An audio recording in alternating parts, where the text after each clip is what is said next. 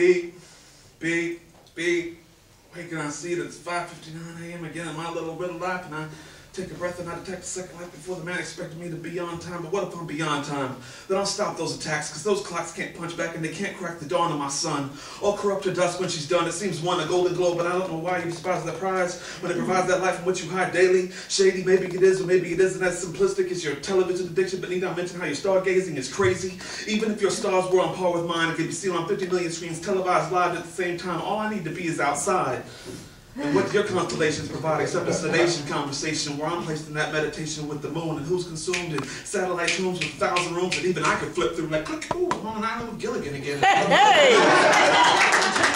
Unsuccessful masturbation and heavy rotation. So keep your attention's placement on the payments that you're making for your Viagra, and you still won't have the stamina as we hang with the celestial bodies that are constantly rocking me and keeping me coming. Hard with verses, minus the commercials, and I know who's first to hit those pillows and those, and it's not Yells Troops, but my night sky troops do have me hear that beep, beep, beep, beep, line with open eyelids, hit snooze.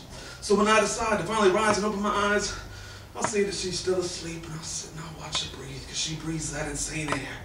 That same air as I, the air that carries lines and waves that break on mental planes, beaches, then to retreats to keep kids' sandcastles from meeting those disasters, because we were once masters of such castles, kings and queens.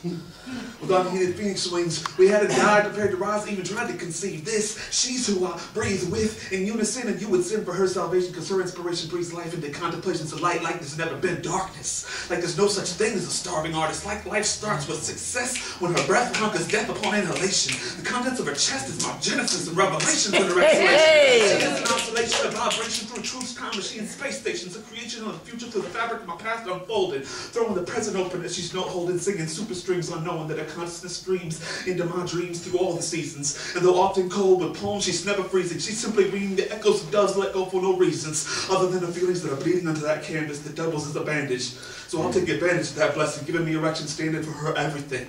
Gives me understanding even when she has me sing babbling on time with my mind rattling on and off the top of not from the bottom of her art.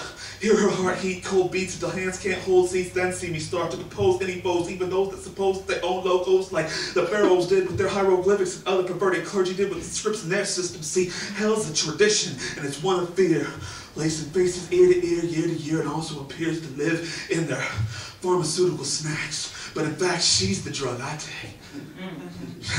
She's my faith. She's my outer space, and she's my earthly place. She's my home. She's my poem sorceress, my fortress, and I want to show you all where the door is, because once you've been inside, with those walls wrapped around wide and that ceiling above, that's what it's like. That's the feeling of being in love.